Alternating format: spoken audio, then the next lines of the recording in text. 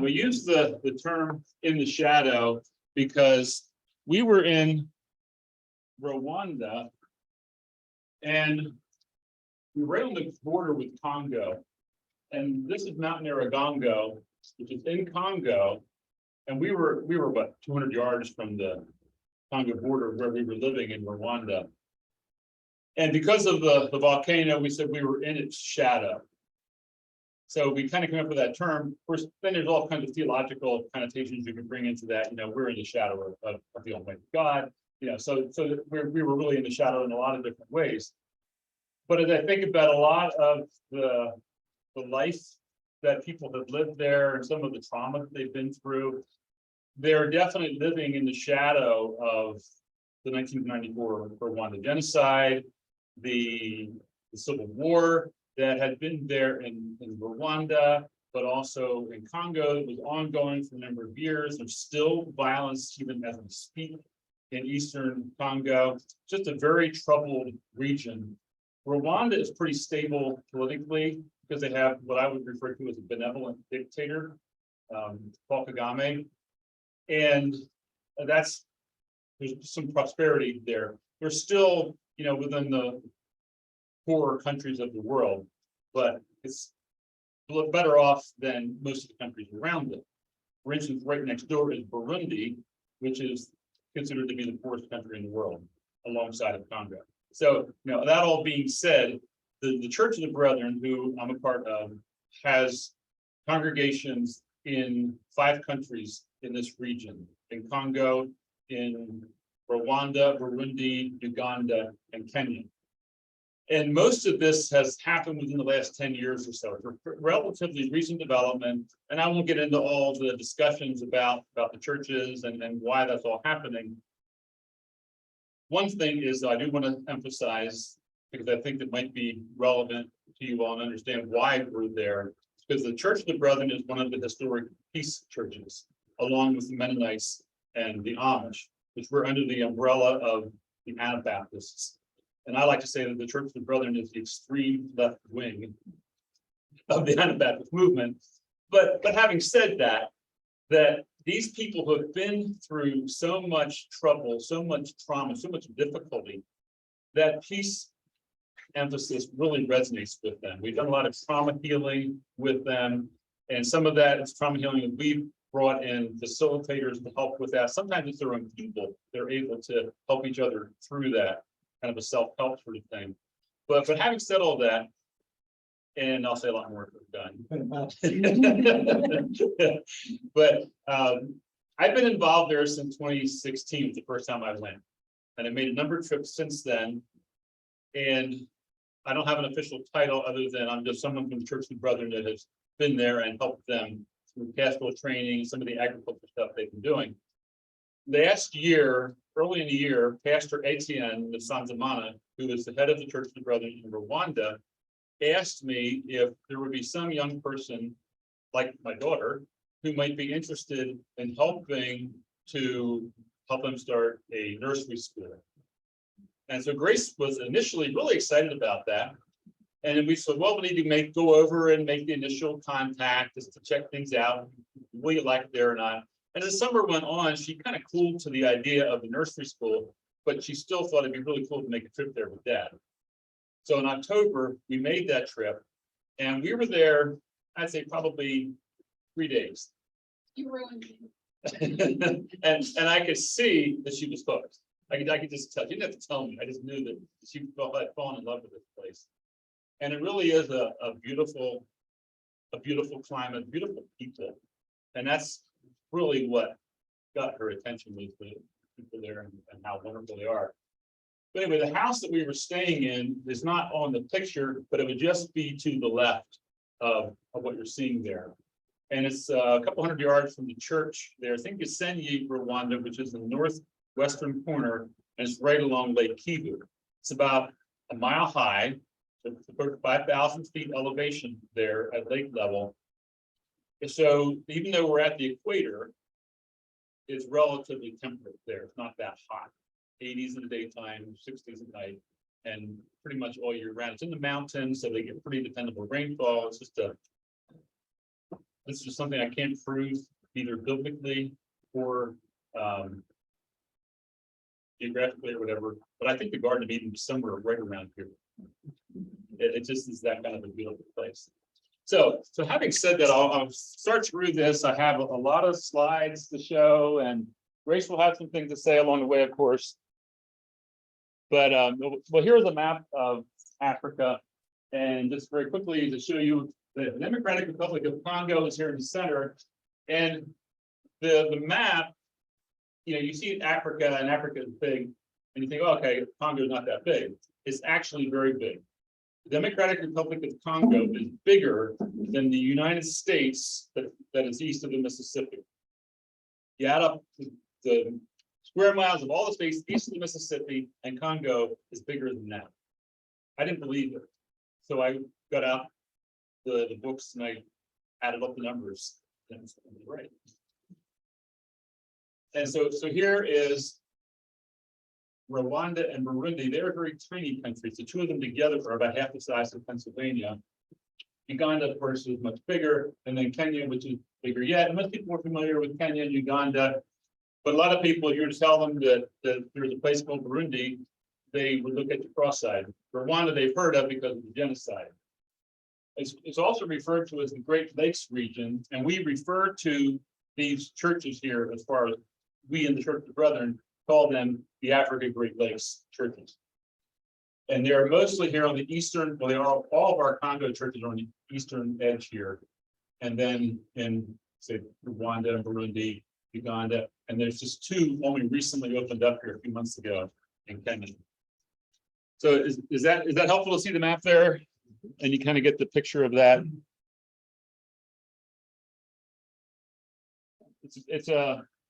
Rwanda is a very populated country. It's like 11 million people in a relatively small country, but it's a very rural culture.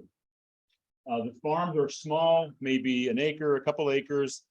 Nobody has a tractor. There are no tractors in the country, and this is the main farming tool. It's a big hoe, really heavy hoe, but they plow with it. I mean, they really tear it up, and they do more tillage than I think is necessary. But that's one of the things that I've been working with conservation agriculture, is to try to keep the soil where it belongs. You can see they farm up the side of the mountain there, and then it goes down to the other side.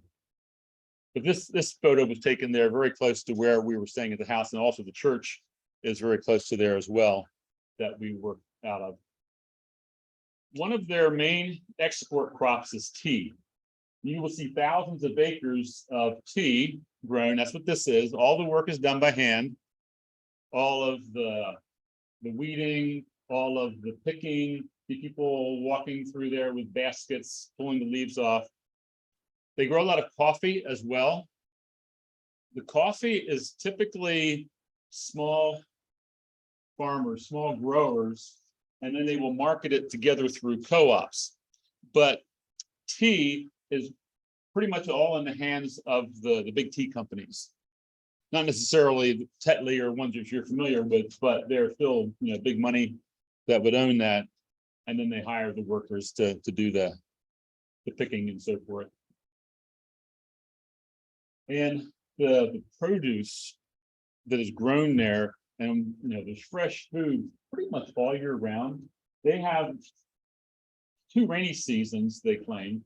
And my take on their dry season is that it doesn't rain every day. Even in their dry season, they still get some rain and they're still growing things. And it's just the fruit, the vegetables. That is one thing that we really miss about not being there. On the picture on the left, the lady on the left side, the big woman there, that is, we call her Mama Timo, and she is the pastor's wife that we were staying with Pastor Etienne and his wife, Mama Timo. So we were at the market buying some produce. And maybe Grace wants to talk about this one. Yes. And so when you go to buy anything at the market, you must haggle over the price. We have to argue about it. And so I'm here arguing about the price of bananas. And there was one time that I went to buy a bunch of bananas. And so, we kind of argued around about it for a bit. And we agreed on the standard price, which is about 500 francs, which is roughly 50 cents in US currency. And it was there like on the pile. And I hand the woman the money. She picks up the bananas and she starts to saw them in half. And then she's like, here, take it. I'm like, I don't know about this, because also when they see a white person, they call them the Zungu, is their word for white person. They automatically assume that you're very wealthy, and so they'll try to rip you off. So that was just a fun experience, adventure that I had. But do they speak English? Did you do haggle or do you speak their language? It's both, because I speak enough of their language enough to get myself confused. And yeah, it can be pretty entertaining and frustrating. Most people like that quote on the street know very little English. They even know how to say good morning. It might be 7 o'clock in the evening, and they would say good morning. They just know that that's the greeting you're supposed to use. This is in the churchyard, and there's some bananas growing there. And the boy there, his name is Jibu, and he looks like he's about 11 or 12, kind of adolescent. He's actually 17. Yes. Cute little fella, and he is our goat herder. The pastor and his wife, they have a number of goats, and so he takes the goats out every day so that they can graze. And he was cutting some banana leaves to feed to the goats. There he is with the goats. You see the blue roof in the background on the right there, that's the church. And so the church was like, 100 feet or so back there, and then the pastor's house is to the left. You can't see it, but it would just be off the picture there on the left. And you'll also notice that he's wearing a winter coat in there too. And when it gets down into the 50s and 60s, it feels kind of cool, like you might need to go and get your long winter coat. The soil there is incredibly fertile. It's a volcanic soil. And, in spite of all of this tremendous, luscious growth, there are some issues with poverty and with not so much starvation, but malnutrition. It's not always a really well-balanced diet. And a lot of times it's more of they just need to have some encouragement to feed the children better. And to have a more balanced diet. And that was a little education maybe would help out there some. But yeah, the cabbages are beautiful. Yes. The meat for these is probably good. They don't have other meat.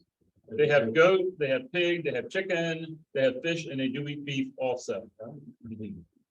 And there are some Muslims in the area. I'm not sure what the percentage is. It's a minority, but there are Muslims, and of course they don't eat pork.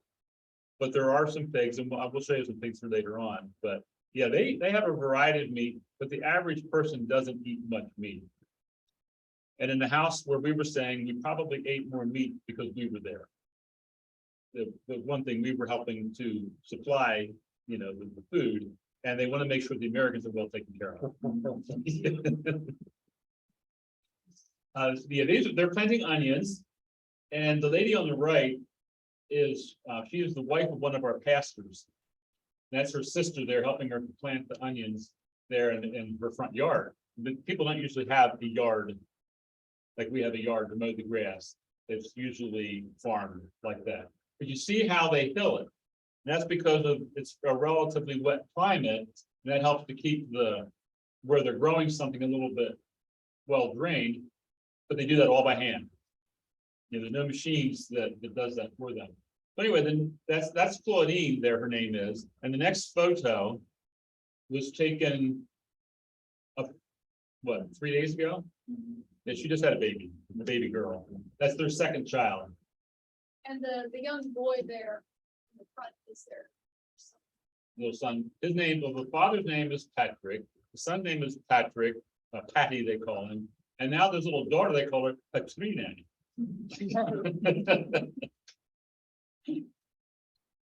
Wonderful family. Yeah, this is one of our churches there, and just shows you some of the onions growing there. And the next picture shows onions being harvested. These were planted about the time we got there in January, and we left in May, and they were being harvested about that time. And this is corner maize, as they call it, on the front porch of the pastor's house. And then when they husked it, then in the next picture, it shows it piled up in his living room. And they're going to shell it. Now, in this case, they harvested it dry, and then they're going to shell it, and they'll be able to store it pretty much right away. I'll show you some pictures here in a moment of a little bit different method. But these ladies are a part of the Batwa people. They're a pygmy tribe. It's, I think, maybe 5% of Rwanda is the Batwa people. And they're very much of a disenfranchised people. They don't have a lot of social skills. They mostly lived in the mountains as hunter-gatherers. And so one of the church's outreaches to them is to help them with agriculture and sanitation and some of those kinds of things. And it's kind of fascinating because the local people, the local churches, for the most part, have been unwilling to reach out to them. All the Bachla, they aren't worth messing with. But the Church of the Brethren, and not the American Church, but I'm talking about the Rwanda Church of the Brethren, they said, we want to reach out to them. And so they have shared, this sort of thing with them, the agriculture projects and the gospel too. Many of them have become Christians and have become church members. Maybe put that again, yeah.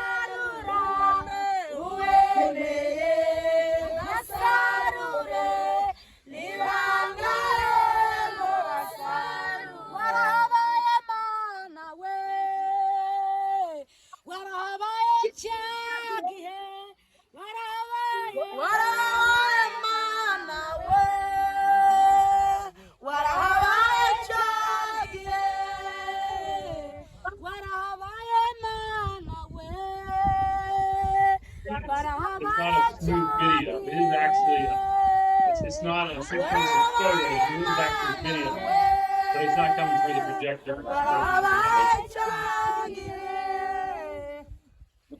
I did sort of stage that. I mean, they were working there, and I said, "Could you sing while you work?"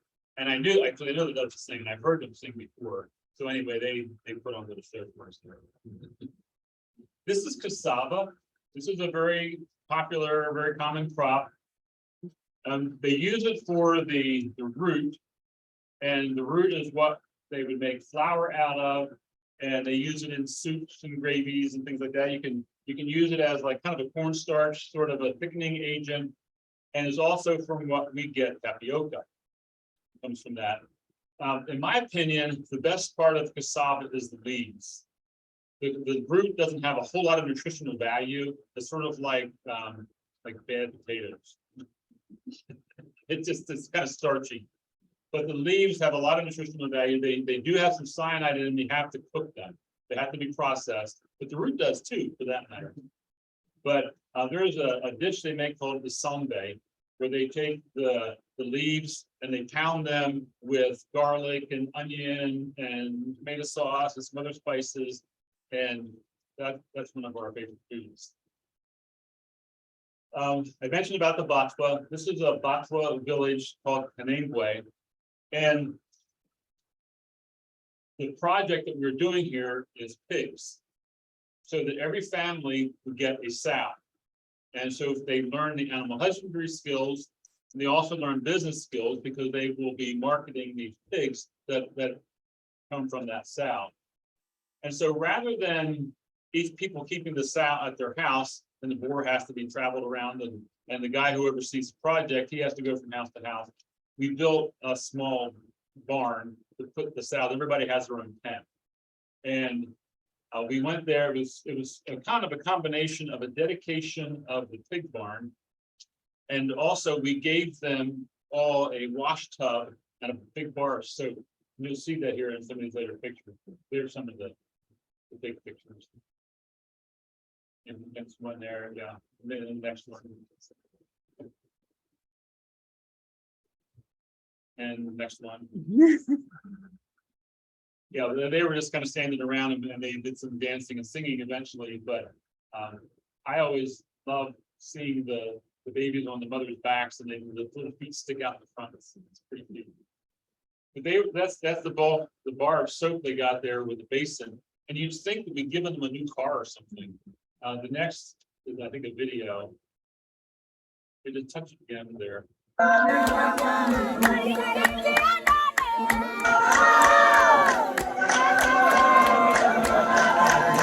And this is Pastor Elliott. He's my height, and you can see the little man there in the front. He's about that height, and he has a little musical instrument that he's playing.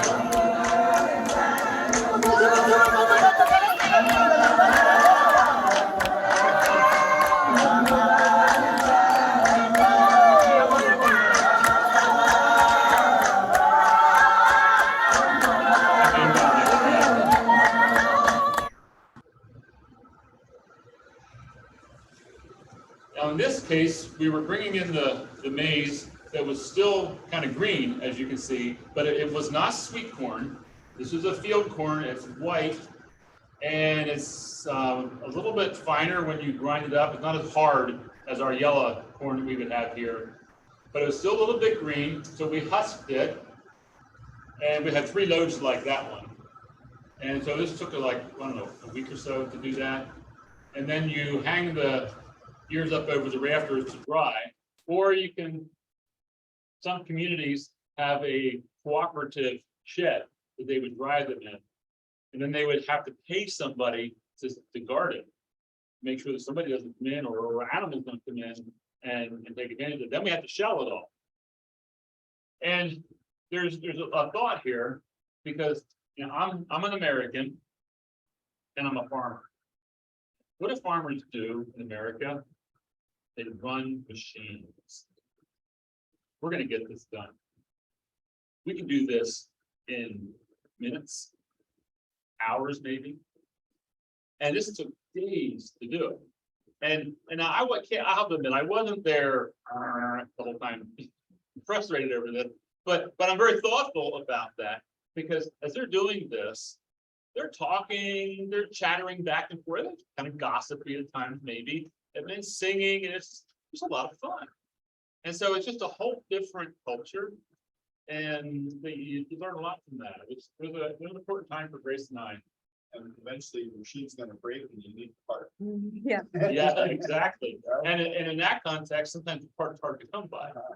Yeah, she is, it's just a video.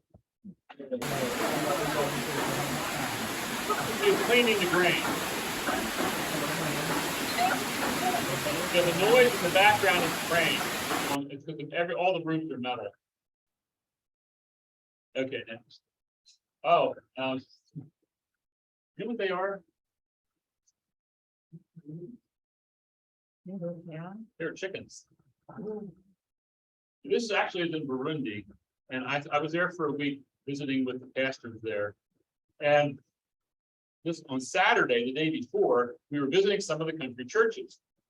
And when we were leaving one of them, one of the church members threw 2 roosters in the back of the car. And they were tied up, tied together, and they crowed once in a while. So anyway, Sunday noontime, after about a 4-hour worship service, they bring out this meal, and they brought out these 2 chickens. And I leaned over to the pastor and I said, "Are these the 2 roosters we brought back with us yesterday?" He said, "Yes." And they roasted them whole, like whole, guts and all. And they're sitting up here, because there's the head. They kind of prop their heads up with the sticks, and they drape them with spaghetti noodles that have been cooked with red beets. And of course, I was the honored guest, so I got the first piece, which was fine. It was good, but it is fascinating. They have cooked 100 pounds of beans and 110 pounds of rice. And there was no leftovers. We ate everything. So chickens are an important animal to them, for the meat and also for the eggs. This is the pastor's wife, Mama and Papa Timo, we call them, Pastor Etienne de Santa Mana. Her name is Zilipa, some other name that I can't pronounce, but we just call her Mama Timo.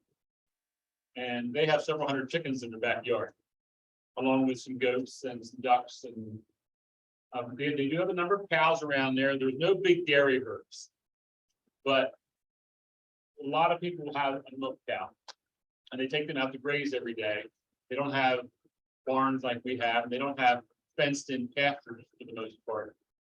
You notice they are Holsteins, and this is significant because this is something that came about since the genocide in 1994, that the cows have been, the native cattle were bred to Holstein, Jersey, Guernsey, Brown Swiss, European breeding, and it's influenced their milk production, of course, quite a bit. And this is the video that he had with a machete chopping up the banana tree, and the cows are eating it. And I did look this up on the internet to see what is the nutritional feed value of banana trees. It's not a whole lot, but there is some sugar in it, and it is something that cows can be fed with. It's a fascinating little thing there. Starting back in, I think, 2017, we gave each of our pastors in Rwanda and in Congo a cow. And so we were able to get each one of them a cow. And the Rwanda program in particular has been the most successful. It's self-sustaining at this point, because now when they get a new pasture, this cow has a calf, so they're able to pass that on to the next pasture. But this is one of our pastors, Pierre Lavelle, and his cow. Okay. This is a milk truck. That's actually in Uganda. Grace and I spent a week there, and this was in a fairly open range kind of a country where there were quite a few dairy cows, and we saw several small trucks and motorcycles with milk cans. In Rwanda, typically the milk is hauled with bicycles, one or two cans on a bicycle like that. And Hauling it to deliver to a they're taking it to the co-op where it will be processed. Yeah, thank you. That's a good question. But yeah, you can sort of see it here.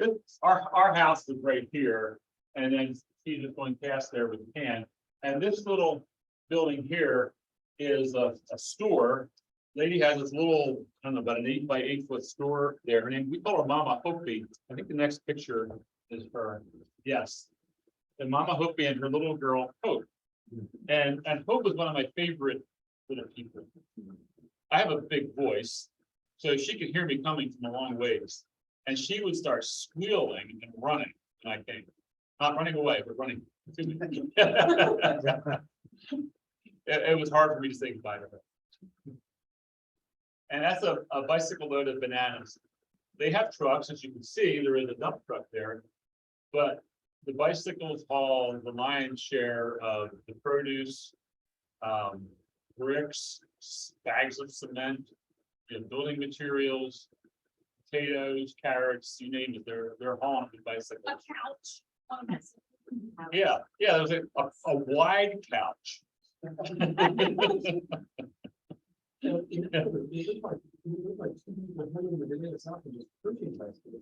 Yeah, there was. I actually. Yeah, there was probably 3 people pushing. I think there's 2 like balancing, and there's another one yet behind it. And I think that often I've seen this a lot actually, where you have someone who's in charge of this, but maybe there'd be some 5 or 6-year-old, 7-year-old boys that would help them to push it up the mountain. And in this case, they do have the hard road. The scary thing is when they come down with the load, because they just slide. I've driven alongside of them in the car, and they're going like 40 miles an hour. And if they have to stop, well, it's all over. And we did see someone killed on a bicycle like that once. I mean, the truck was stopped there, the bicycle was mangled up underneath it, and the guy was laying there. parents everywhere, and it was sad. So.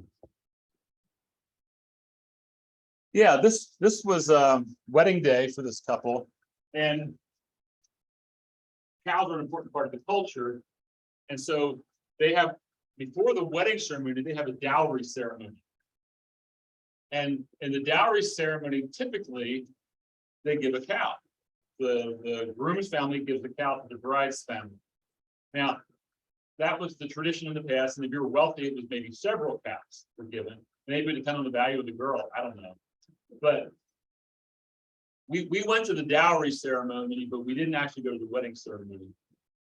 And in this ceremony, they didn't actually give a cow. There was an exchange of all kinds of gifts, and there was some money, and they had a recording of a cow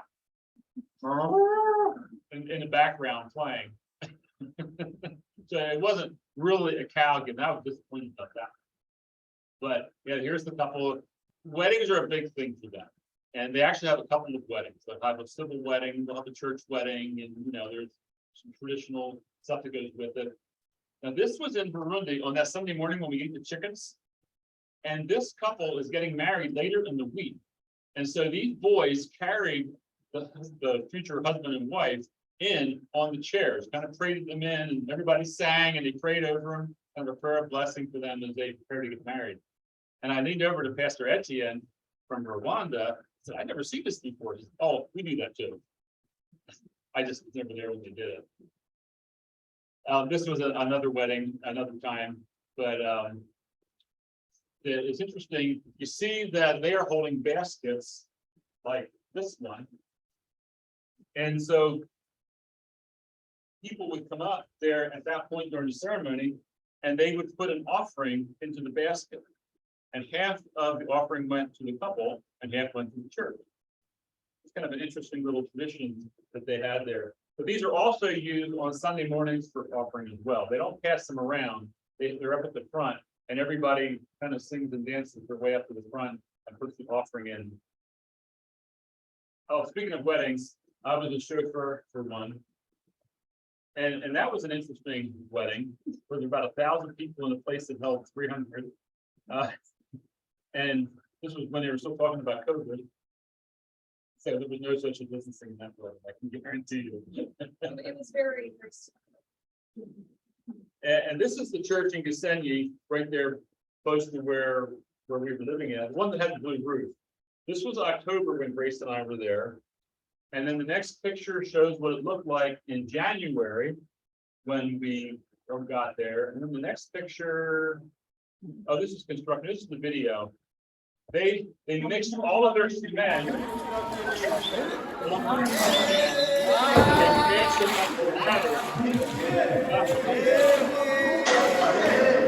Well, I was taking the videos, and they started forcing around.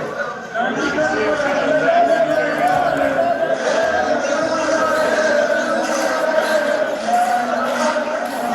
No cement mixers. Machines do the job.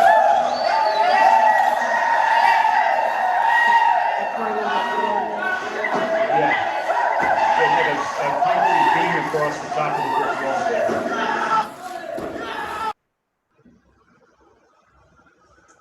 And that's what the building looked like in May when we came home.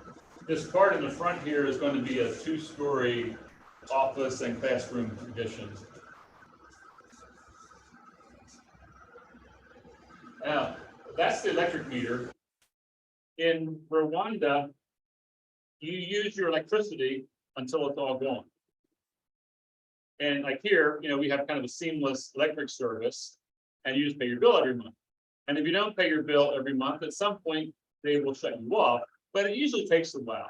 Well, there you pay for it as you use it, and you buy like so many dollars worth. They call it francs, but so many dollars worth, and then once that is gone, then you have to buy some more. You can either do it with a smartphone, or you can go to the cell phone airtime vendor. He has a little kiosk down at the end of the street, and he will do it for you on his smartphone. But you buy so many dollars worth, and they give you a series of numbers that you punch into your meter. When you go back, it has a little keypad on it, They always put them up high so that the children and the goats don't play with them. So we were in school one day, and the nursery school is in the old church building, and it's right next to the new church building. And the workers were in there in the new church building, and they ran out of electric. They didn't have some power tools they wanted to use. And we were in the nursery school, and we didn't know the electric was off because we don't use any electric in there. And so the one lady from the school, she went down the street to the local airtime vendor, and she bought some electric. And she came back with a scrap of paper with some numbers scribbled on it. So I read the number to David, our teacher, and he plugged them in. The power came back on, the workers were happy. It's just a whole different way of doing it. Another map here, just because I like maps. But this is Congo. You can see they're very large, with Burundi and Rwanda being very small. And then Uganda here. Kampala is the capital of Uganda. We have two churches there. Grace and I visited there. But out here on the western side around Kasese, we have, I think it's 6 or 8 churches. The numbers sometimes are big. But anyway, you can see the lakes here. There's Lake Victoria, of course, and there's Lake Kivu and Lake Tanganyika. And so that's why they call this the Great Lakes region. Yeah, this is Uganda. And the church in Uganda, Church of Brethren there, has an orphanage. The orphanage has 80 children. They also operate a day school as a part of the orphanage, because they need a school, of course. And then they have some day students who aren't orphans to come to the school. They met us out by the highway, and it was about a kilometer, I think over half a mile back to the school. We had a parade, literally. And they had their own little brass band.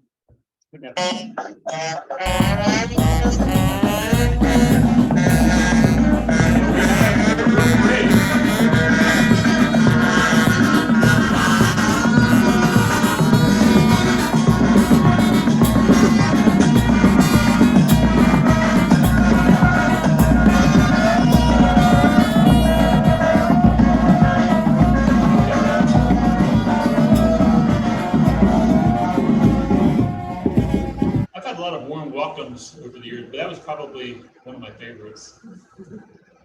This is the orphanage school, and the school and the actual orphanage where they live. There was no electricity, no plumbing, running water, anything like that. Very, very primitive. Next picture. This is some of the children singing.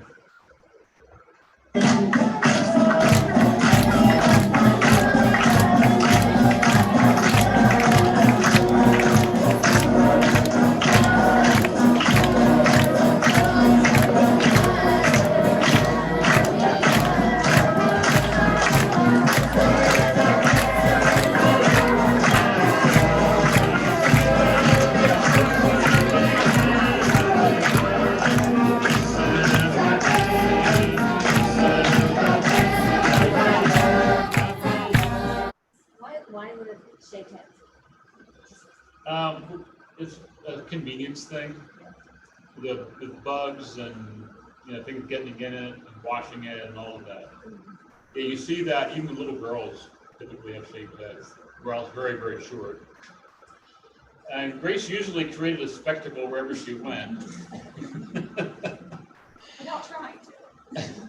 But the orphanage girls were quite attracted to this young white American girl. Looks like she's trying to tell them something. This was one of our churches, just a mud brick building with no roof. There in Uganda. In Uganda, they speak fairly good English. It had been a British colony, so there's a lot more English spoken there than there would be in, say, Rwanda or Burundi or Congo. Okay. Yeah, this church we went to, we couldn't get to with our vehicle, so we rode motorcycles up to it. And there's no use taking a motorcycle anywhere without 3 or 4 people on it. This is the church we went to. A little mud brick, or more of a stick and waddle, I guess you would call it. The church there in Kampala also has a nursery school. And Grace was very interested in that, of course, because of her experience with her own nursery school. the next picture. Yeah, the inside was through there. Okay. This is, we call it.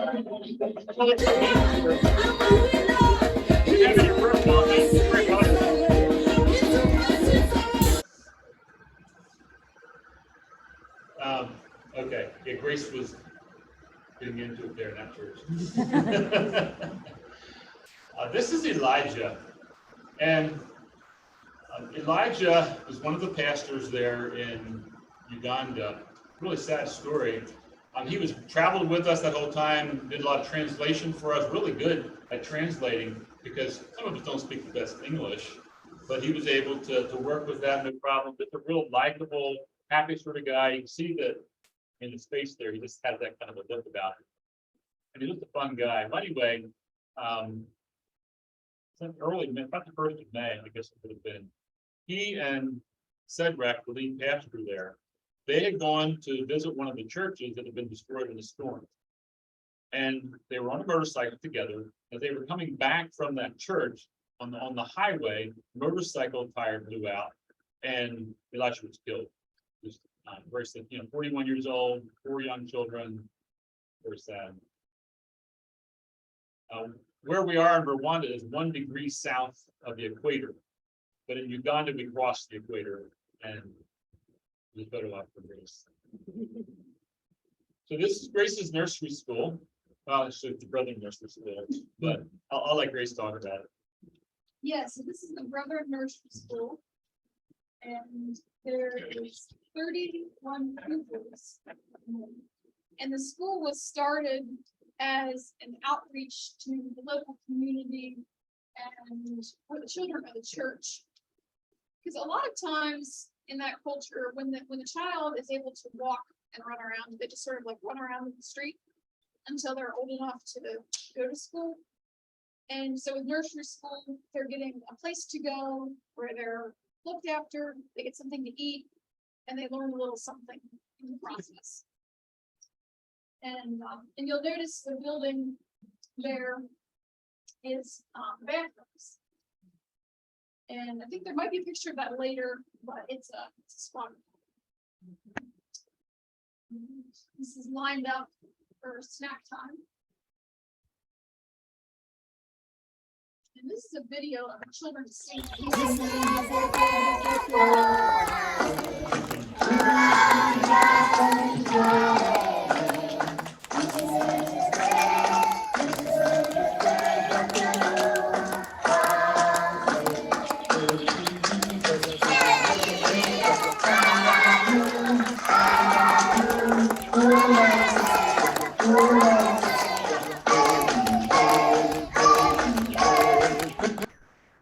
And the man in the front there is David, the head teacher of the school.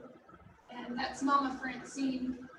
She is the helper, the nanny, the one that helps them with the bathroom if they need a cuddle. And you can go to the next one. And so this is before school started, and we're going to go and acquire the necessary supplies.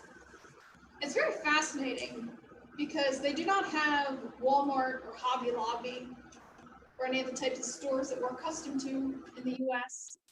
And instead they'll have maybe like a dozen of these like paper supply shops in the same neighborhood.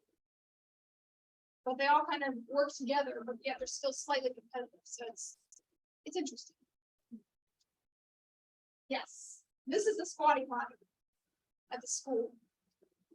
And it's definitely one of the nicer ones that I've been in. Some of them are just basic hole in the ground. And some of them are just concrete, but this was tile, which makes them much nicer bathroom. On the house that we stayed in, we didn't have like a sit down. But this is report card day.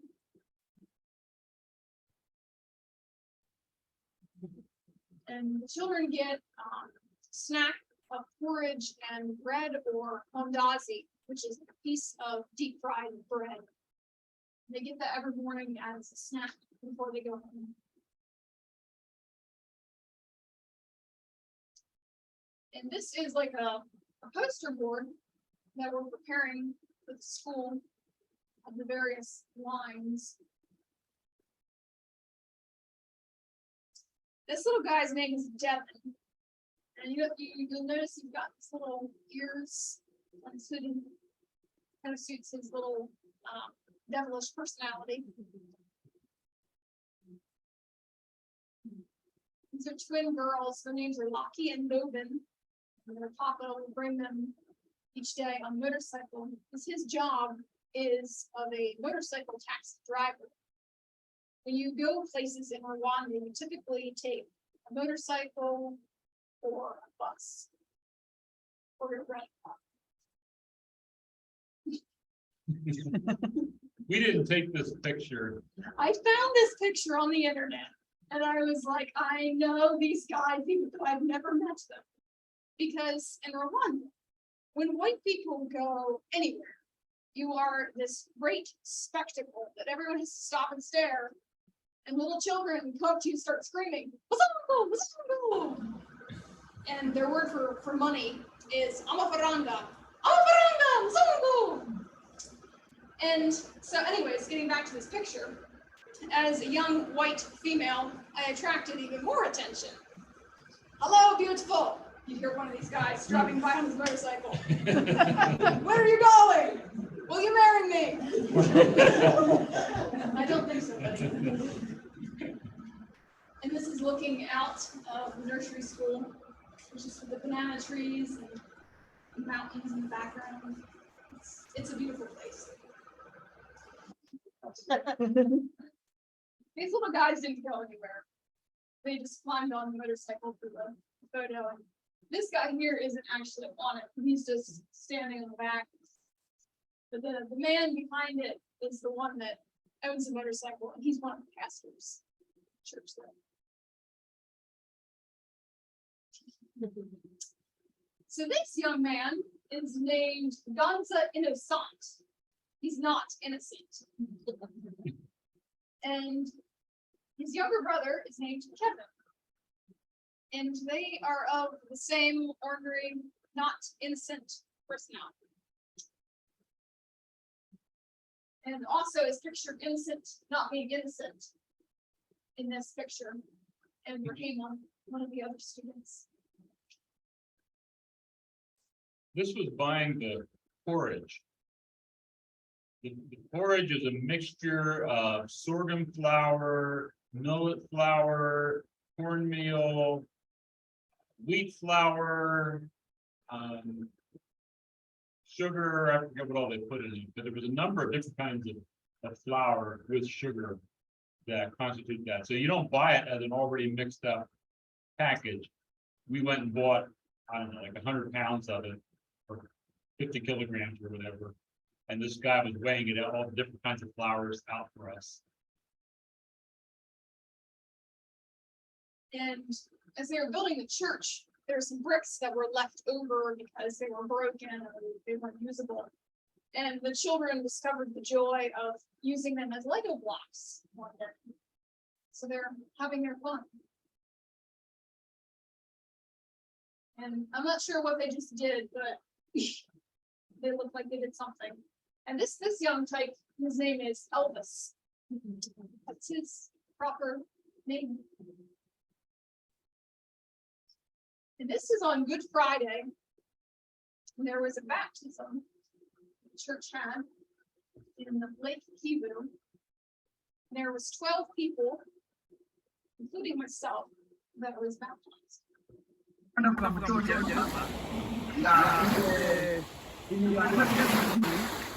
For believe before God, Father, the Son, and the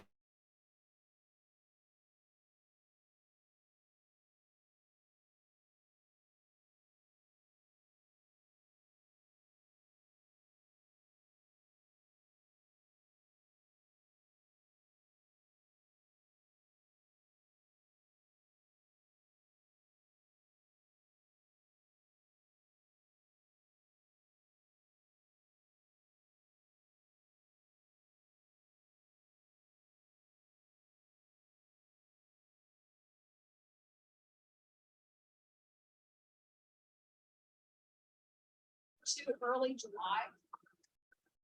And they have Christmas break and Easter break. No, just hold on. We lost the internet briefly.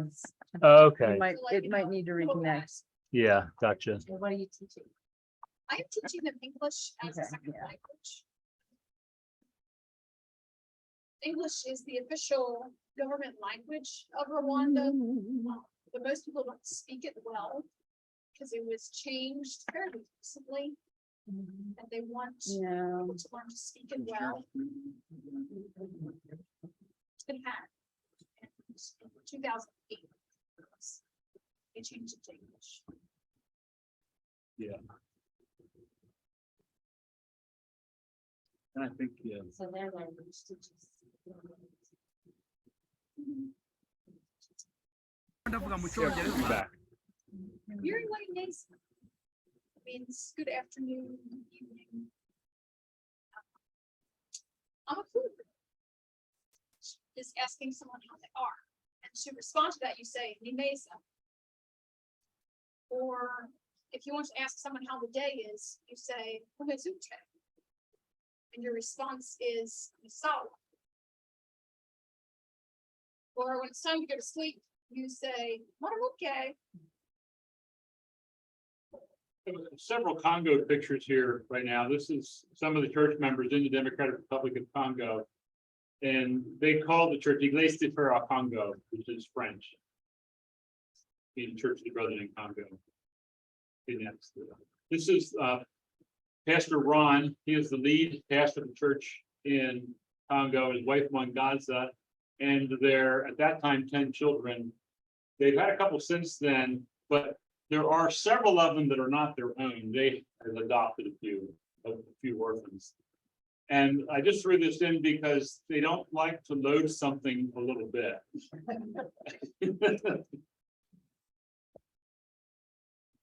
Oh, this is one of my favorite pictures from Congo. We were in a remote village in the Democratic Republic of Congo on Lake Tanganyika, and Galen Hackman, who is a Church of the Brethren pastor from Lancaster County, he is doing online banking. It was amazing. And this is a dump truck that says Church of the Brethren, Église des Frères au Congo, the Zaburi choir, which Zaburi means psalm. So the choir arrived after a 2-hour drive to come to this church in a dump truck. And there they are leaving the village, waving at, and by the way, that road is called National Highway number 5. Sort of like the interstate highway system. This is the Church of the Brethren in Goma in Congo. Good.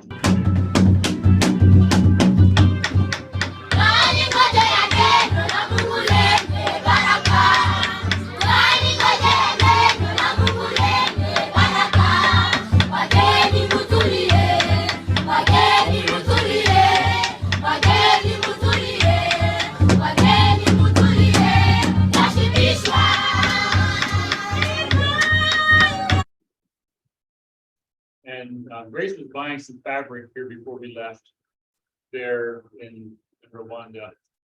And the lady she was buying from, she is Muslim, but she's related to somebody in the church. I forget exactly what the story was. It was some kind of a family connection. Yeah. And I got a haircut. The young man standing there talking to Grace, he's the barber.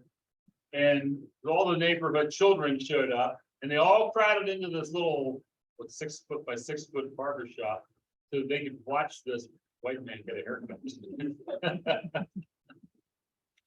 I mentioned earlier about the Batwa and some of the malnutrition issues and the poverty that goes along with it. You know, it's all part of that mix. And so we do have a feeding program there. They get bread and milk once a week. It's really kind of minimal in terms of what they actually need, but you know, you do what you can, I guess you would say. But that's what that photo was of, those children there for that program. This church, the Medende Church of the Brethren, was started in 2017, 2018 It was specifically started as an outreach to the Batwa community.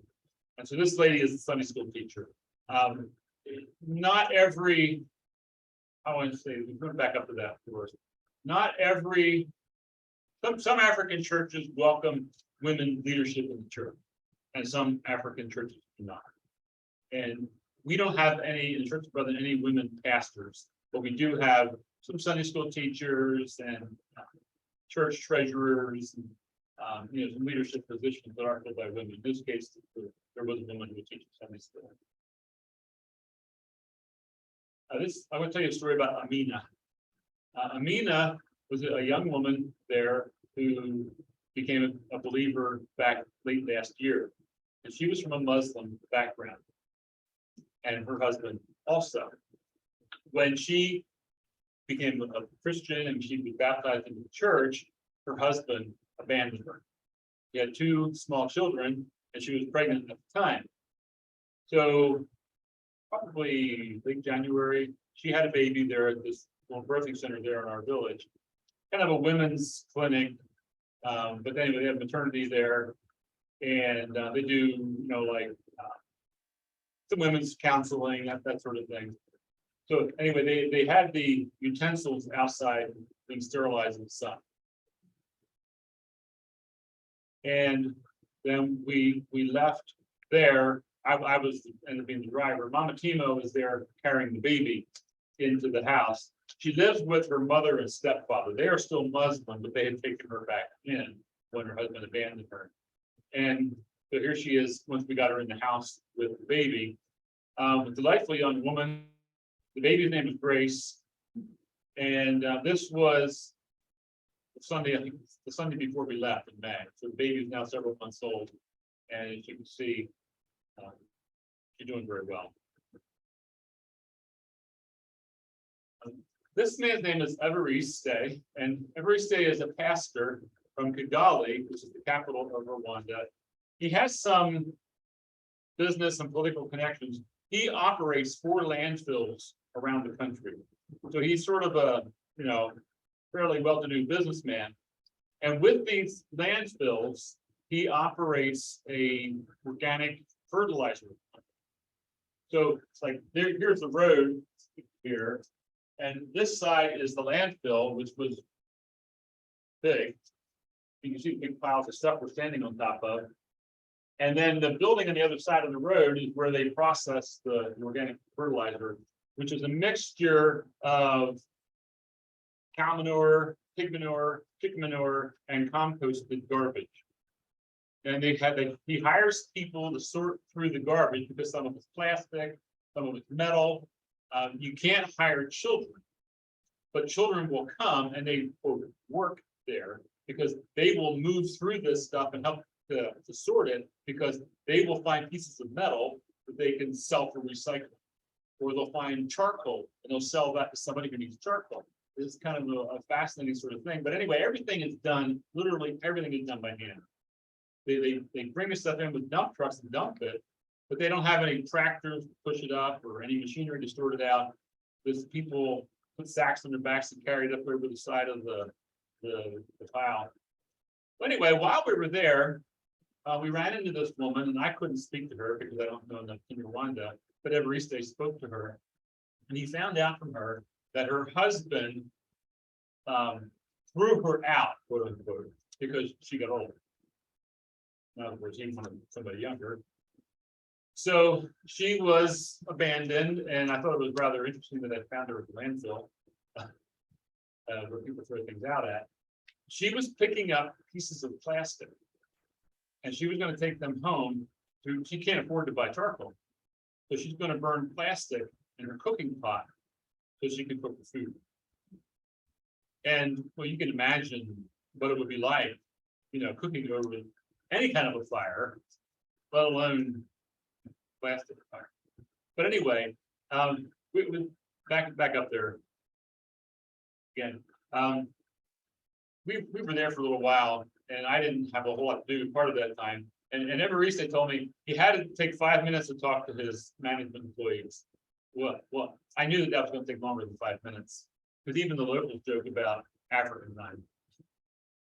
it was like a half an hour later, he comes out after the meeting, but he told me he just hired her. Cause I thought it was pretty cool she'll get $2 a day. To work for him. I mean, it doesn't, not very much, but more money obviously to have it. So anyway, this is, I think it's the last slide. And you have any questions? Your buildings were, they don't have an earthquake center or anything like that. Oh, yeah. Were there? Yeah, if we were to go back to the beginning, there was the volcano. The volcano erupted May a year ago. And the volcano's flow did not affect the Rwanda church, even though it was just a few miles away. Where we were living was 10 miles from the center of the volcano. But the flow went to the north and didn't come to the east. But along with that seismic activity of the volcano erupting, there was an earthquake. And so there was some significant damage there, like in some of the buildings, houses. If you didn't have a really well-built house, you maybe lose it. Or our pastor's house is built out of stone. It's a really good, solid house, but the wall out in front, the compound wall, is mud brick, and there was some cracks in that. It wasn't serious, but you can see the damage. Yeah. Do they make most of the brick? Do they make most of the brick by hand then? Yes. The mud bricks are made by hand, and they have some good bricks, I guess you would call them, that are baked. But they do that in Rwanda also, and they're pretty simple, primitive kind of. They're not even as good as our bricks here, but they're better than just the mud bricks. The mud bricks, if you get a lot of rain, it'll wash it down through, the water comes up, it'll take it out pretty quickly. But the good brick will stay there. Yes. In your area of Rwanda, where the church is located, how many people are in that village or town? Okay, that's a good question, because we were in Gisenyi. Gisenyi is a small city of probably 50,000 people, something like that. We were outside of the city. There's surrounding villages that we might call suburbs. They refer to them as villages. And so we were in one of those outlying villages, and it felt like a village because it just has that kind of a community sort of a feel where everybody knows each other, and they watch out for each other's children, that sort of thing. How far from the city were you in this little village? A mile. So walking distance. Yeah, but we didn't walk into town typically, but we could, yeah. What is the education system? You talked about it, but Mhm. is there an education system at all, or is it hit or miss, or? There is an education system that's sort of hit or miss. There's public education, and not everyone goes to it. Technically, they're supposed to, but not everybody does. And if you have enough money, you send your child to a private school. There's a lot of churches that have schools. And a number of churches have nursery schools. The government in Rwanda wants the churches to have some sort of a community service project or multiple projects if they can. And so a lot of churches will have a nursery school. It kind of gets the children off the street, because the parents, they go out to work in the field or some other job, and they're just stuck on their own to play in the street. I mean, sometimes Grace and I would kind of lament that things weren't going as well in the nursery school as we thought that they should. Now we kind of commiserate about that. And then we kind of comfort ourselves by saying, well, the children are not out in the street, they're not killing anything. And they got something to eat today. Yes. It seems that there's a lot of protein available between all the meat products and the vegetables they grow, but do they actually eat them, or are they all exported into the city markets? You'll see a lot of it does go to the city markets, yes. And so they'll end up eating, potatoes and cassava, and they'll eat beans. They do eat beans. So there's protein from that. They probably don't eat as many green vegetables as what we would say would be ideal. But part of that requires not only education, but a little bit of a push sometimes. Like, They're very well dressed. especially on Sundays. And, oh, is that what this is, company dress? It's not an everyday? Yeah, the everyday dress is more, I don't know if it's the word shabby, but it's more likely to show the wear and tear of everyday use. But they do typically, how do I say that? I guess it reflects the European influence. They tend to dress fairly modestly. I'm not sure how far many generations you might go back to that would have been different. Whether it was simply before the Europeans, what did they wear before? You know, the fabric is a relatively recent invention, I think, for them. Over the last 100 years or so. They made with more animal skins and that sort of thing. Fast.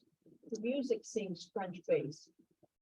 Okay. The Fresh and the New Orleans style. Mm, Music, was France a big influence in the development? Belgium. Belgium was they were Belgian colonies along with Congo, being a Belgian colony. Because it was called the Belgian Congo. Right. And then it was Zaire, and now it's Democratic Republic of Congo.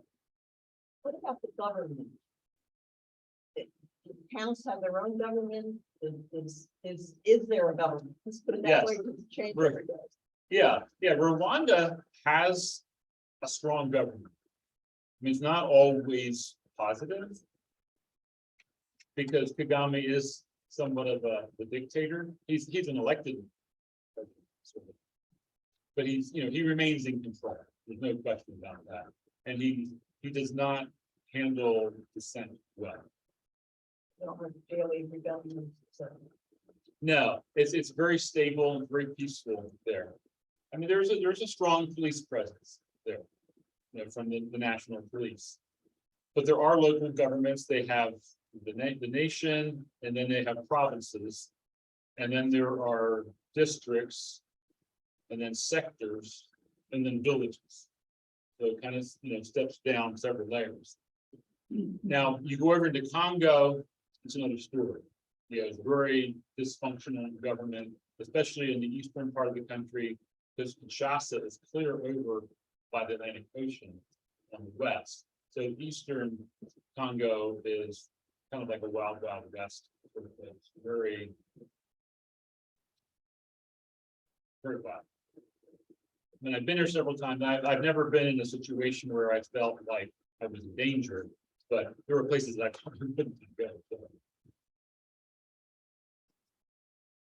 Burundi, it has a government that's it's not as strong as it is in Rwanda, and part of Rwanda's thing is it goes back to the genocide, where Rwanda has played. I don't know if I'm saying this right or not, but it's like they played their cards well with Rwanda, not to play on people's sympathies, but maybe to a degree that they have, because there's been a lot of international aid and development money that has come into Rwanda, and they actually used it fairly well. There is a decent road system. It's only main roads, the dirt roads, back roads are pitiful, but there are some decent main roads through the country. And there is the stability there and some security that you don't have in some of the other surrounding countries. So they have played that well. Like Burundi is a no-name country, even though they have all of the same issues tribally, and even with the genocide, as what Rwanda has. Rwanda is the one that has the name, and they're the ones that have gotten the variety, and therefore they're the ones that have gotten all of the aid. And Burundi just hasn't played that game because of that. I'm not sure that's the best way to put it, but that's North side of Kenya. it really is the other side of the tracks. But there are no railroad tracks. Neither of those countries has any railroads. You mentioned transportation, etc. Mhm. There seems to be running water. There has to be if there's faucets in the bathroom. Yes. Yeah, because Rare? yes, because we are in the village, it is right outside of the town of Descending. There is a water system there. It's not entirely dependable, And so like in our house, what the pastor has done is he has a water tank. That he can pump the water into it, let the water go into it, and so we always have water, even when town water is not running, we still have water. And on his, he can afford to pay for the water, it's like $15 a month.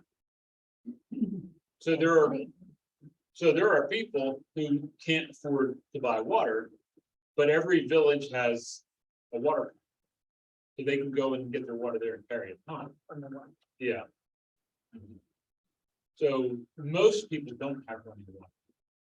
But in the house where we were, there was, and in the church, there is. But you see water tanks a lot. These are like, I don't know, probably 2,000-gallon tanks, fiberglass plastic tanks. They would ideally have it set up high so they can run by gravity. Now, and like the case of the church and the pastors, they also collect rainwater. And so even people from the village will sometimes come to the pastor's house to get water out of this tank. What do they use? I'm taking up time with somebody. No, else's question, this so is a good question because they don't heat their houses. they don't- There is no heat. don't wanna be exposed, exposed. Yeah, it doesn't get that cold. In Ingaseni, like I said, it's about 5,000 feet and it gets down to 60-ish at night. You know, you just go cover on. Now you get up higher elevation, up in like there at Medane Day, it's like 8,000 or 9,000 feet up there and people live up around 10 or more. And there it gets fairly cold. I've been there on Sunday mornings already. I've had, long sleeve shirt, and jacket on. And I got up to preach and it's like, my hands are cold. And so I know to dress warmly when I go to some of those places. And it's in, yeah, it can be fairly cool, but they don't actually heat their house. They might have a cooking stove in there. What do they use? Charcoal. They use charcoal. They do have gas stoves, some people do, but even in our house there, they have a gas stove. But they do most of the cooking with charcoal. They had a gas stove with an oven, and what do they use the oven for? Storage? Yeah. Oh, it's in the Middle East also. And have a big- Mhm. Yeah, I mean, it's, surprised me when I look at that. the people don't bake bread. If they eat bread, they buy the bread from a bakery, boulangerie. That's French word that they use. So you do see bakeries. Most of the bakeries are run by Muslims. Not sure why, but it is, and they do a good job. There's a grocery store and bakery that Grace and I would frequent, and there's Habib, the guy who ran it, and it's a nice place. And you didn't have to haggle about the price either. What the price was, and that was fun. Yes. The church of God is passing giving the power to the pastor, which is these types of things that they put out different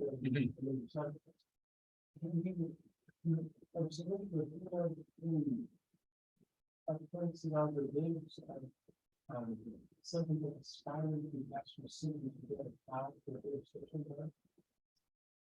Not that I'm aware of. I'm one of these people, you should never say never. But not that I'm aware of. I can see how that might happen. The pastors are not paid a salary. And that was our thinking behind giving them the cow, because this would be a way to kind of support them a little bit. They have some milk to sell, milk for their family. And eventually they would have the beef, or maybe if the cow has a calf and it's a bull, getting back to the pig project, they don't butcher their pigs when like 250 pounds. They butcher them much smaller, like 100 pounds or so. They don't cut the boars, which I would have thought was kind of wrong. But then if you don't let the boars get that old, it doesn't affect the flavor of the meat. There was a little restaurant right down the street from where we live. They had it in the past, but the only things they cooked was goat meat and potatoes, and they cooked best goat meat. It was on a bruschetta, a shish kebab, And you could put pieces of onion and peppers on there, you know, with this marinated goat meat. And that was kind of our favorite eating out thing, was to go there. And the potatoes were just big potatoes that were cut in half and then deep fried like that. We like eating them. Monofilament.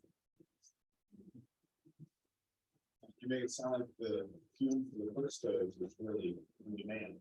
Is there an effort underway to plant more trees? Yes, yeah, good question, because there has been a lot of reforestation. Most of sub-Saharan Africa had trees cut in. You know, the virgin forests are pretty much gone. And so a lot of these steep mountainsides that were just denuded of trees, and they farmed it, you know, and of course the erosion that goes along with that. There has been a big effort to reforest. And so you do see a lot of those steep mountainsides that are no longer farmed, and the government had to kind of force that. And that was one of the issues with the Batwa, because the Batwa lived in the mountains. They were the hunter-gatherers, and the government made them leave and come down into the settled areas. And so they had to change their culture, adapt their culture to a whole new way of living. And the Batwa would live in huts, you know, up on the mountainsides, you know, that sort of thing. And they were doing some of this lumbering and bees. Bees was a big thing with the Batwa too, with the honey. But it seems like the number one tree they plant now is eucalyptus,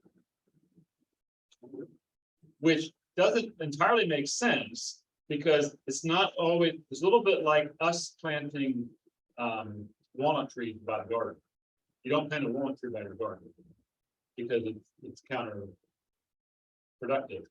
But one thing I do want to say about eucalyptus trees, and they make charcoal out of it.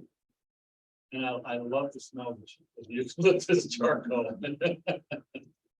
Well, a guy I know went to help a friend of his in Ethiopia for a while, and they had a big problem there. You know, lack of firewood is a big problem, right? In the community, but it turns out they were just burning up the trees higher and higher. Yes, And they're standing on top of each other, burning higher in the trees to get more branches for firewood. And they're foresters. They encourage them to do thinnings in the forest and get more trees growing, so you have more firewood that way. It was like a mental block. It's a re-education has to take place. Yeah. And it was just like allowing the trees to grow on the mountainside rather than farming them. You see the mud coming down off the mountain. And in many cases, there's a house right here, and that mud comes down and the house is gone, and maybe the family with it. You know, that's happened plenty of times. Because the original deforestation was that white Indians doing that, the hardest runners or something like that, or was that more recent from the African government was trying to use the wood to bootstrap industrial to catch up? I would say that, like in this case in Rwanda, it had more to do with the people cutting it for their own uses. In some cases, there would have been some sawmills that would have been taking it, but a lot of it's just for firewood. Especially in Rwanda and Burundi and parts of Uganda and Eastern DRC are some of the sub-Saharan Africa's most densely populated areas. So because of that density of population, even though it's largely rural, it's densely populated, and that means the trees are coming in. So the fact that they are planting trees now is a big plus. Families large. Yes. Although, I mean, the families are large as a whole, but I am seeing a difference in the few years that I've been involved with this now, that some of the younger families where there's some education, they're more likely to use some birth control and they're more likely to have smaller families. Like there was the pastor there whose wife just had a baby. Little Sammy, he's 5 now, and she just had a baby. And you know, and more traditionally, this would have been physical. That's second. So, yeah, I do see some difference there, and that's, and that's. You see that everywhere, that as a country develops, birth rates tend to drop. And that's what it's just the early stages of that. What is the healthcare system? That has a lot to do with large families, too, because. Mhm. That's. Yeah. And that's one of the reasons that they have big families traditionally, is because you would lose children along the way. But now with improved healthcare, which it's not great healthcare, but it's better than what they ever had before. So the infant mortality rate and child mortality rate is much less. So the families tend to, population increases faster because of that. Good question. Yeah, I was wondering if they have a national university there, and if so, how long it's been there, and also. Does it have any outreach into like the rural areas, and is it just kind of place for the, you know, the students studying? Yeah, in Kigali. And remember, this is a relatively small country in terms of geography, but in Kigali, there is a university. And there are campuses in some of the other small cities, like there is just within walking distance of where we were, there was a small university that's connected to that. So yeah, they have branches in most every city in the country. Are they developing any of the signs of growth to people from the university trying to come out to the communities? Did you see any signs of that? No, just when they graduate, hopefully they hang around and put themselves to work and do something productive. There's a lot of emphasis on developing tourism. Because they can bring in, Western money that way. And that's understandable to a degree. I mean, that's not necessarily entirely positive, because you want to actually do something productive besides just entertain people. But by the same token, tourism is an important part of most any economy. I mean, our own local chamber of commerce here now is called Chamber of Commerce and Tourism. They're trying to do the same thing here. So And we want to develop the different words in around the gorillas and such. yes, Did you speak into that, or did you see anything that's typically done? I haven't seen a whole lot of benefit of that to the average person. There are some people that do benefit from that. I've never been to see the gorillas because I'm not wealthy enough. It costs a lot to go see the gorillas. Is it a typical K through 12? I mean, I just don't see a lot of need for chemistry and physics going to end up in taking Tourism.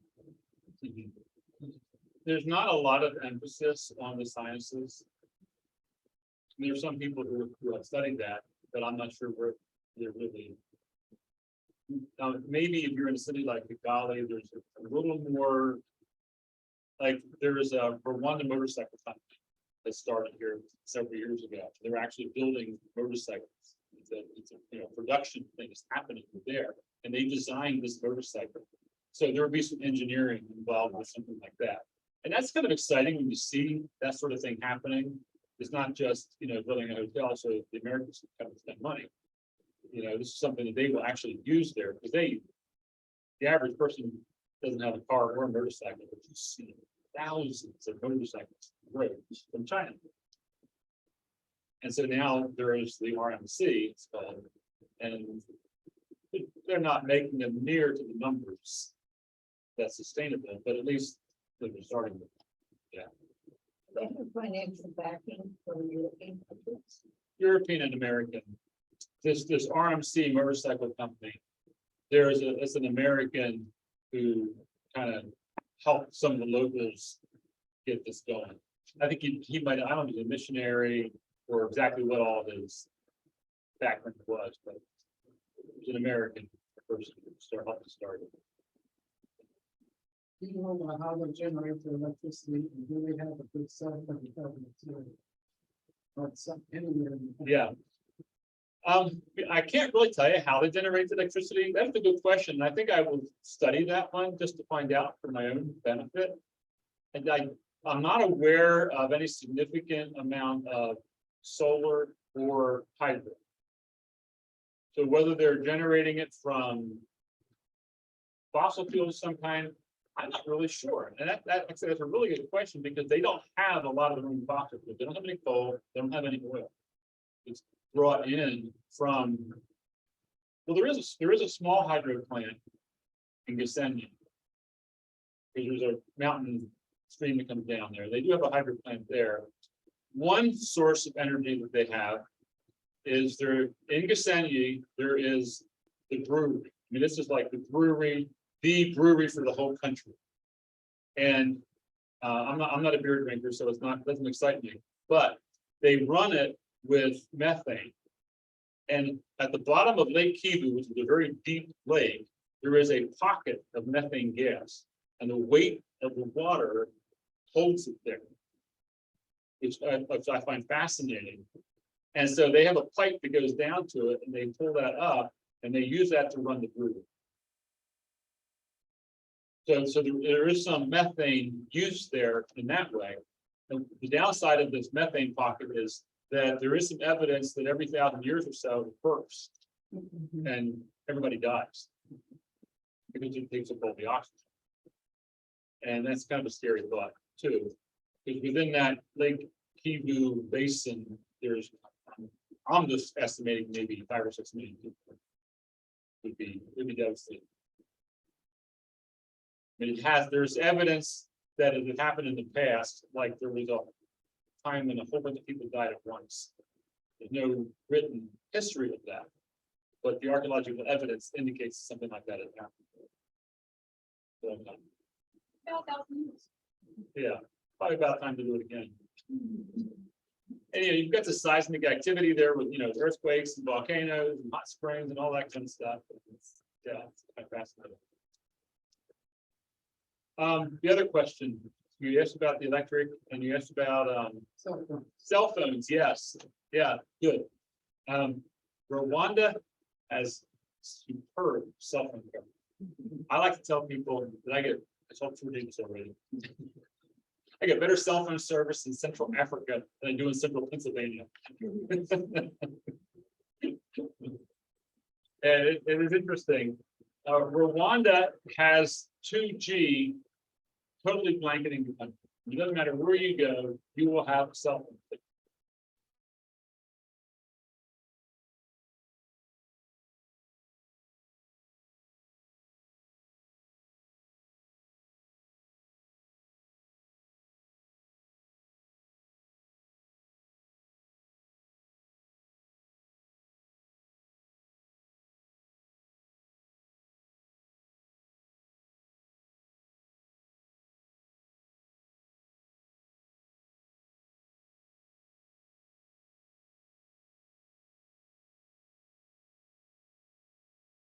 But there's not as good a coverage, but even there, it's amazing how good a coverage, cell phone coverage you have, even in a country with an infrastructure that's as bad a shape as what Congo is. It's still there. Question for Grace, so or could see we can share with the history, but in the nursery school, you two were sharing that at one point you were lamenting that you didn't seem to be the farmers, but you were telling yourselves that you're staying alive and having trouble and getting a meal and so on. And do you have at the end of your time there, or when you go back, are you planning to implement some kind of like performance measuring tool? Like, is there a test of their progress on knowledge of English, or are they too young for that to be relevant? Well, there is some minor testing that is being done with them, like a progress testing. And I'm not sure how extensive that is. They did it after we left. David had done that. Do you know anything about that at all, Grace? Not really. Just know that they did it, yeah. Yeah, that would be a consideration to come up with some sort of a standardized test that might indicate the progress. is that the purpose of the nursery school? Or primary purpose is the implementation of language? Because children do learn very Yes. easily, very young, Mhm. far better than I would learn whatever their language was today. Yeah, that's what, it's, I don't know if it's the primary purpose, but it'd be among the top purposes of the school. I mean, we want them to learn some basic social skills. And we're also looking at with some religious instruction that goes along with that, of course. But also the English is an important component of that. And they really want to have a native English speaker there with the school, because if nothing else, it looks really good in the community that we have really good English teaching in the school because we have somebody that knows English. Even the local people who quote speak English don't necessarily speak it that well. You know, it's like having a deep conversation with somebody.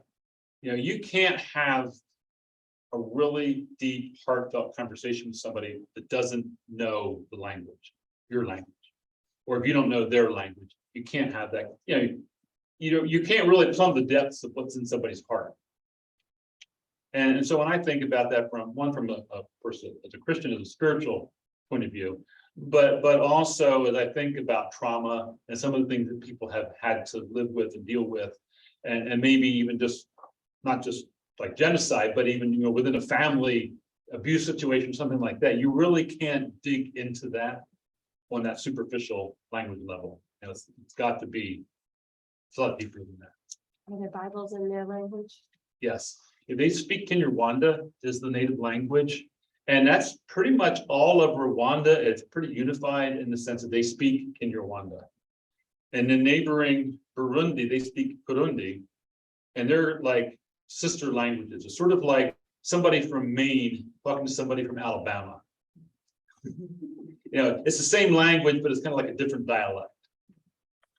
And you get into like we're there right on the border with Congo, but the people in Goma in Congo, right over the border, they speak Swahili. And so we don't always, we have a church in Goma, but the church in Goma doesn't speak the same language as the church that they can almost see each other. But there's a different language. Kind of interesting how the border at that point does make a big difference. Yeah. The Bibles made me think about how is there good literacy in the country? Can lots of people read, or is it not so much? I don't know a percentage on that. I would say that it's maybe fair at best. I mean, like we have some of our pastors have some education, like Pastor Etienne, he has at least a master's degree. I don't think he has a doctorate, but and it's like the one pastor, he's well educated because he's a medical doctor, but he doesn't have a lot of theological education. But then we have one pastor that never graduated from more than elementary school. He reads, but he's not a well-educated person. But they're the pastors. But the average person in the pew, their reading skills are pretty limited. Now I've heard a few of them read out loud in their language, and you can. I don't know the language, but I can tell by the way they're reading it that they don't read really well. So it is a skill that needs development, definitely.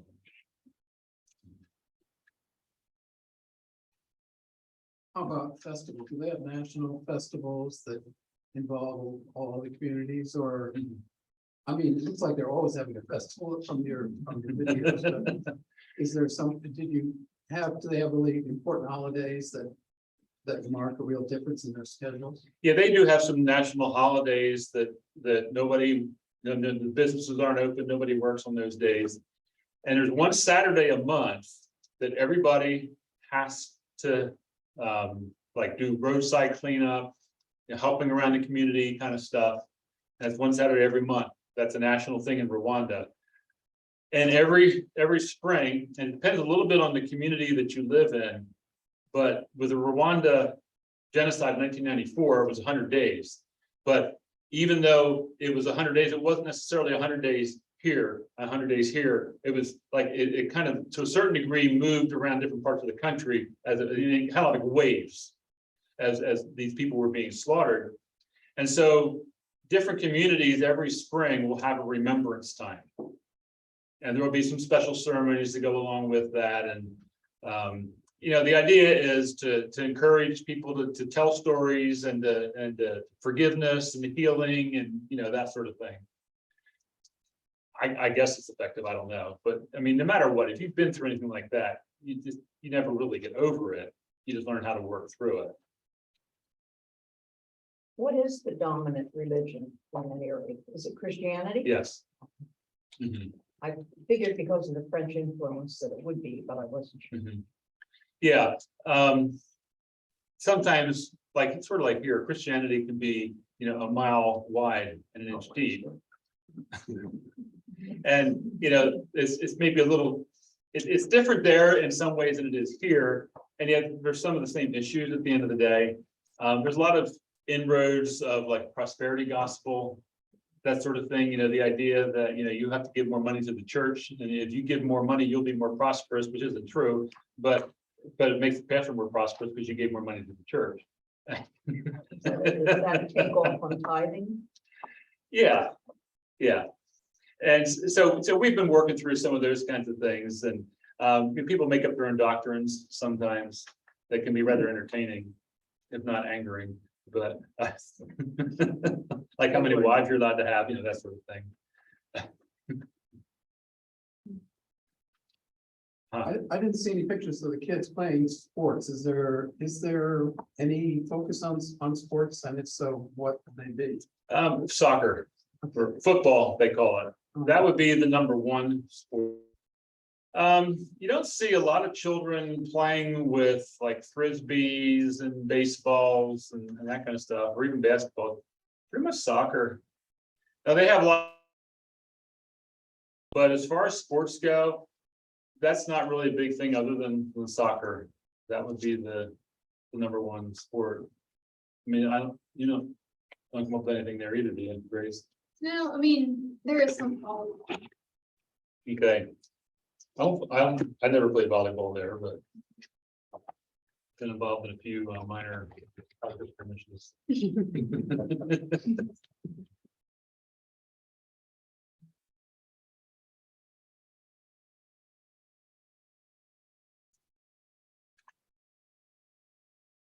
Well. Yeah, thank you. Thank you very much. Well, thank you, April, for facilitating this. Thank you for your electronic expertise.